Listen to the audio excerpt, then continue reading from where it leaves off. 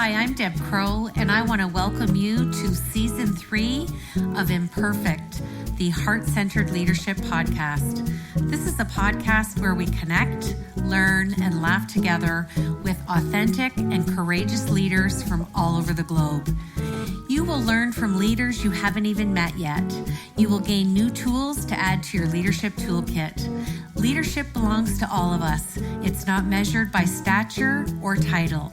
So please pull up a chair and listen in. This is the Heart-Centered Leadership Podcast. You know, I often talk about serendipitous moments, or when we have those aha moments, or you feel that gut feeling, which to me is the physical body giving you that brain, heart, stomach alignment. And I was really touched when this gentleman wanted to be on the show because it brought me back to my roots and where I started. So we are heading back down under from Canada today, 10,000 miles away, back to Australia. And I'd like to welcome Mark Ashby to the show. Thanks, Deborah. It's an absolute pleasure to be here. Mark, it's just the accent. It gets me every time. Every time. Your story is phenomenal. And I shared with you before we hit record that I was really honored that you wanted to be on the show. Would you share with our listeners who are humbly listening from 65 countries, give us a little bit of your story, because I know I could articulate it well and it would sound great, but it's going to have a lot more meaning and heart coming from you. So please share. Look, essentially, I grew up in Sydney my whole life, and I grew up in a real surfing environment where I grew up at the beach. From the time of 4 or 5 years of age, I was surfing with my father, and it's absolute that lifestyle here that you live and breathe it. And I think for me to go into the military, it was such a different thing amongst my family and my friends, because it's not what sort of really happened where I come from. You know, I was actually a competition surfer. I was surfing competitions all around Australia, a little bit even overseas, and that was sort of my big love in life. But I always had this other fascination with the military, and that was my sort of dream. It was a bit of a hidden dream, so I took that on, and I wanted to get into. There's a unit in Australia that's got a very, very famous name. It's a parachute unit that has a lot of history, a very elite unit, and I was lucky enough to get into that unit and spend my time there. From there, I did a couple of tours of East Timor on operations, and then I had a call that changed my life, that I was approached to go to the Middle East, into Iraq as a private contractor. And it was something that had never really happened in history, what was going down over there. And none of us really knew what we were getting ourselves into.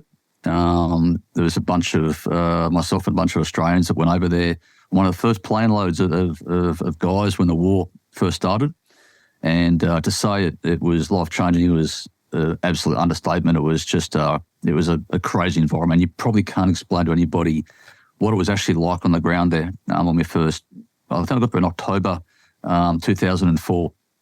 And it was just unbelievable. It was everything what you think war is, I suppose, the absolute machine of war. What's going on there every day, the noises and the smells and the atmosphere and of course the danger. And the danger was around the corner at every moment. It was a real moment of understanding, I suppose, who you are in life and where you come from. And I think unless you've been in that environment, it's a bit hard to understand. The pressures that come with it, the expectation, especially for myself, running teams over there, and the expectation of from above, and also your own teammates that you're in charge of, having those people's, we call them souls over there. You've got those souls underneath you that is your massive responsibility every single mission that you go out in. So I ended up spending 11 years in total in Iraq. I think conducting in that time around about 1,600 missions, more time than World War I and World War II combined, which was unbelievable. And I was attached to the US military, did a little bit of stuff for the US government, and then I was attached to the Australian embassy for 4 years as well, looking after our ambassador and visiting politicians and such. I survived it, which was always the game, and to get myself and my teammates home, which was an amazing experience. And I returned back to Australia 2015 Christmas to finally have a Christmas at home. I missed out on a lot of those. And I ended up working in corporate through a friend of mine and working a little bit with the government, and decided to go back to university at 48 years of age and do my master's degree, which was pretty terrifying, to be honest, but a great experience, and I'm so glad that I did it now. And then decided to go on my own. Had some great advice and great people around me that gave me a massive encouragement. My lovely partner also encouraged me to go on my own, and a few business people, and the rest is history. And here we are, and I'm just so happy that I get to now tell my story and help people with all my years of experience. That's where we're at right now. Well, and I started the show by saying it's a serendipitous moment. So the first thing I have to say is Manly Beach is absolutely serene and beautiful. So when you talk about, growing up in Sydney and surfing on the beach, you brought me right back there. So beautiful. And I started my business working with the Australian Department of Defence here in Canada. So I love that there's these moments throughout our lives that can be decades later, and we landed up being anchoring back and having alignment with someone. And that's how I feel about you today. So I'm going to ask you some leadership questions, because I look at what you've done and what you're doing now. And I mean, we could do a whole day show on this, but my first question is, as you reflect and you decided to go out on your own, what is the one transferable skill that you think is the most strength or the most powerful that you're bringing now to your leadership toolkit? I think a real key one for me is that ability to, that I love bringing over, is that ability to really sort of slow time down a little bit. We have an old saying in the military, you may have heard of it, it's called slow is smooth and smooth is fast. And it's that ability when times are really tough or the pressure's extremely high, that you can actually take a moment and actually slow time down a little bit and really try and make a calculated decision rather than a really rushed one where you may make a mistake. And for me, I find that the more stressful situations get, the better that I operate, the better that I actually become, whether that's in business or even in situations in life. Be it, if you come across maybe it's something like a car accident, you tend to really take it all in, what's going on around you, and then make your decisions and act on that decision, but not to rush in and just make one because you have to make one in a split second. That's sort of something I think that I can bring over. So to me, that's the definition of equanimity. You've mastered and honed because of what you've been exposed to even before the military, and the military really honed it and locked it in for you. So you can be catapulted in, even corporately we can be, not parachuted, catapulted in. And it's an exemplary skill of listening.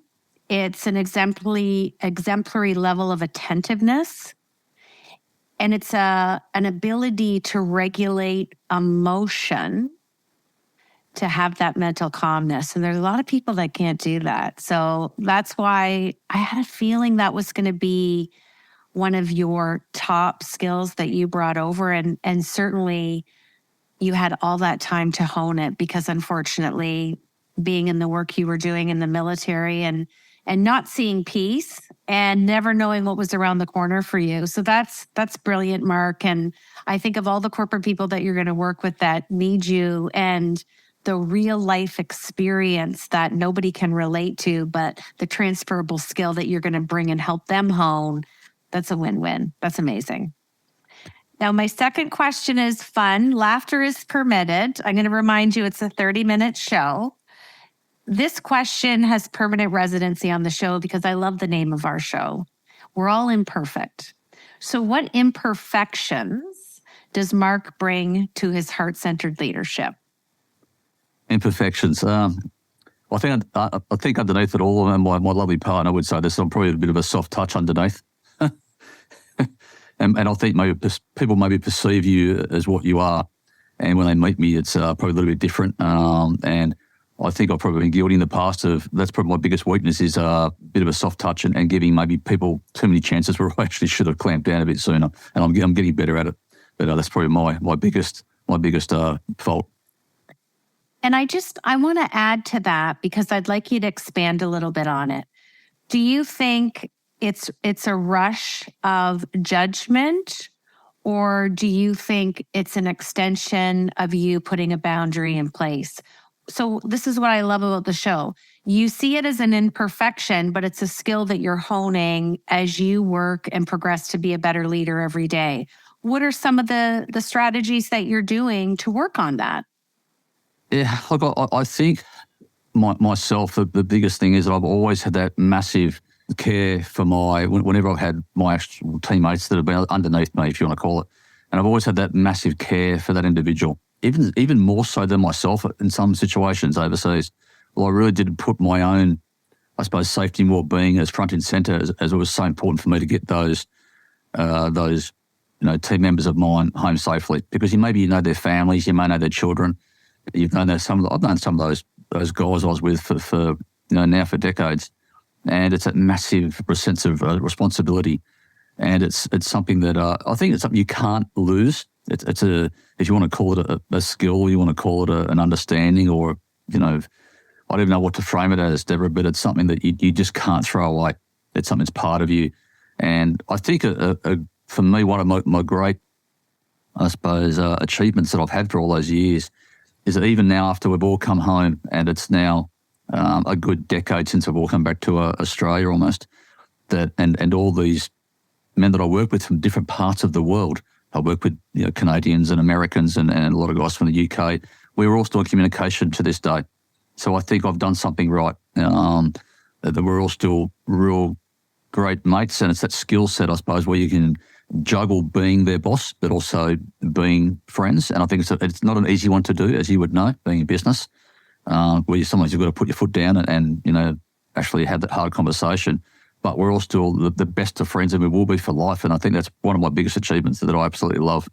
Well, my definition of heart-centered leadership, Mark, is honoring your connection with people. Full stop. It doesn't matter what your title, your stature.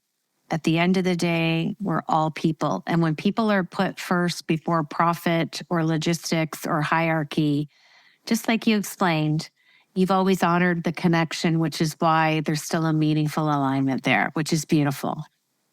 Now, my third question is, I asked you to think about 3 words that came to you when you think of leadership, given everything that you've packed into your toolkit to date. And you gave me these 3 phrases: be understanding, be adaptive, and be patient. And I'm sure the foundation of these came from that developed equanimity of being in the military and seeing all that you saw, which I know wasn't always wonderful. How do you think you can easily shift that into the corporate world? Share some nuggets of wisdom of what you want to do or what you've done so far. And it's not easy to get C-suite leaders to be understanding, adaptive, and patient. So share a little nugget with our listeners.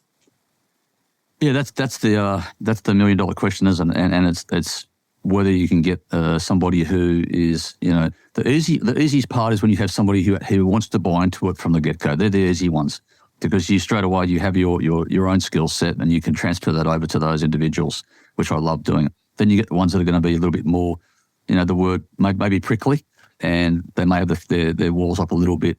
But I think that's the skill that I've developed over the years, Deborah, where I can really resonate with people quite well, especially with leaders. I've worked with many high caliber leaders for many, many years. Some of them that have actually run countries, and I've worked side by side with them. So I understand what it takes to be at that tip of the spear in leadership. We're all human. We've all got our fallacies, and I've seen it from at the highest level of government politicians. And I know we all have our little insecurities, what we do. And once you've got that couple of layers peeled back from that individual, and you have that little bit of an in, that's where you can then really dive in and strip it back to what's going on. Sometimes there may be a problem with somebody's personal life, and I quite often find that maybe they're going through a bad divorce or something personal in their own life, and that's then being transferred over into their professional life, and that washes them down through the whole corporation. And once you pinpoint that, the rest, it starts becoming a lot easier. And once I have that buy-in with that person, I love it, because you've got that center then that you can work from, and it's a great feeling. But look, you're going to get the occasional one that's difficult to unravel.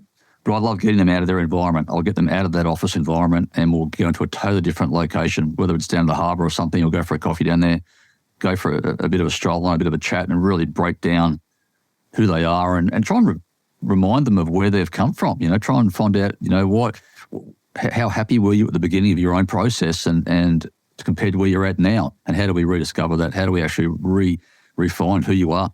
Well, and I think now that we're on the other side of the pandemic, and I hope that is going to stay that way, you made such a valid point. We have to get them out of their environment. And we're returning to that, but we had a few years of where that wasn't possible. Yeah. So it's interesting, everybody has a story. And I'm often asked, are we going to do some life coaching when we do executive coaching? And I have the same attitude as you. Life shows up in our work and work shows up in our life. And, when we can just lean in to talk about it and lower those walls of resistance, it's when you get to that sacred space and then you can really have a good conversation. So I absolutely love that. Now, my last question, you were a little bit humble when you talked about your master's degree. So I'm going to let our listeners know you did your master's degree in counterterrorism and graduated with distinction, by the way. Congratulations. How did you do your master's? Did you do a thesis? Did you choose to do a research project?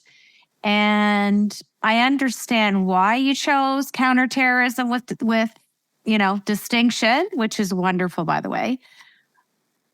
That experience in the military obviously drew you to pursue a graduate degree. So share with us the decision and the link. And did you do a thesis or a research project? What kind of spoke to you at 48 years old? Young, I should say. 48 years young. The idea came by a very good friend of mine who's in corporate, and he's also ex-military. He's done very, very well for himself in the whole cyber area.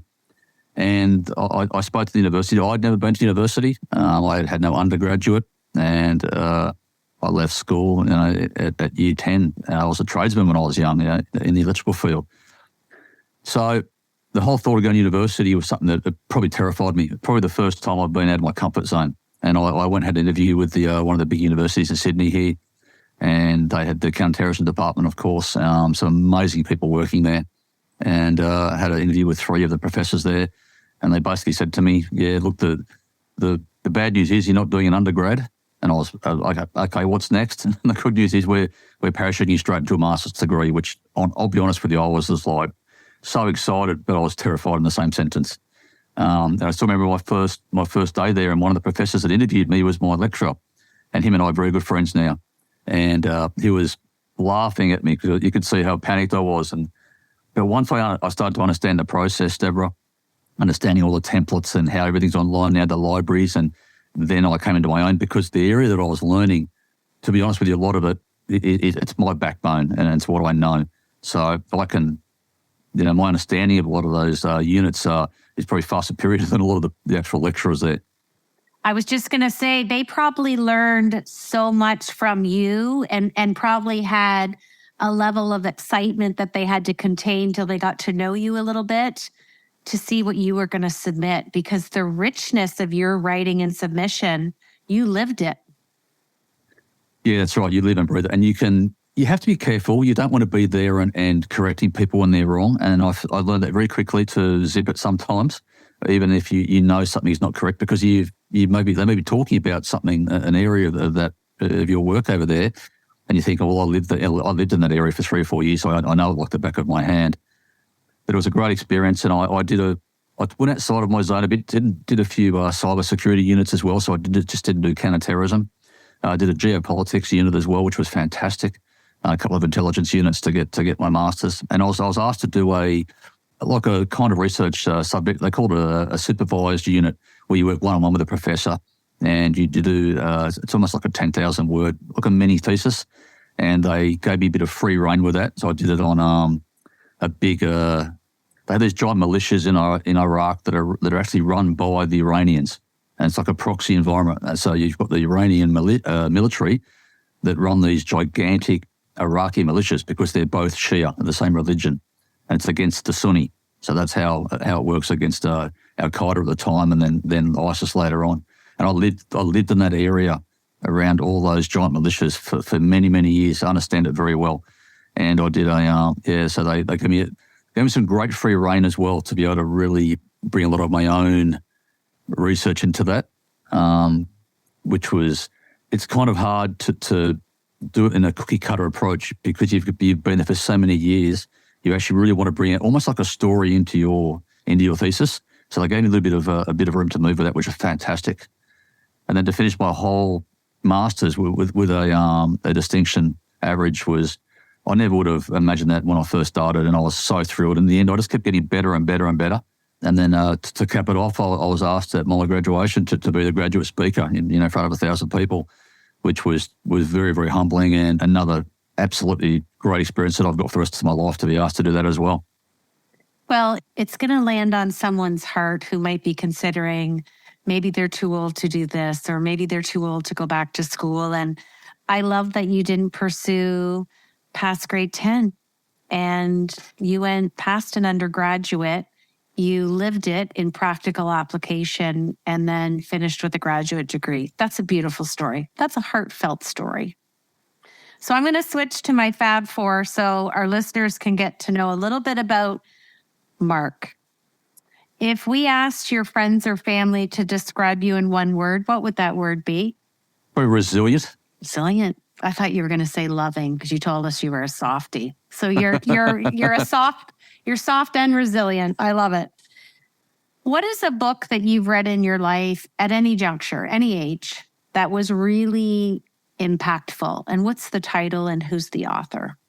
I read a book years ago. It's called Bravo 20. And anybody from a military sense would understand this book it's a British SAS chap that wrote this book that was captured in the first Gulf War, him and his team in Iraq, and it's a true story, and some of them got out alive and some of them didn't. So that was quite inspirational very early on before I joined the military, and that was like, this is the sort of stuff I want to do, and I think that I can do this sort of stuff that he's done and do really well on it. So that was a really inspirational book at the time. I know. And the author's name was Andy McNabb. Andy McNabb. That's a great book. Yeah, great book. Can't put it down. Great book. Okay, third question. I'm granting you a wish, and you get to have dinner with a leader, and I'll provide some context. The leader can be living, or maybe they've passed away. Who are you having dinner with, and what is the dinner conversation? Maybe a little bit of a controversial one. There was and you've probably heard of this man. His name was General Rommel, and he was a German general, and obviously the enemy. But amongst his own peers, he was very, very respected, and he's a man I would have loved to have met and to pick his brain a bit and his thoughts, and even the way he spoke about the enemy, which was of course us, in great reverence and respect as well. So he's probably a man I would have loved to have, a pretty incredible man in history.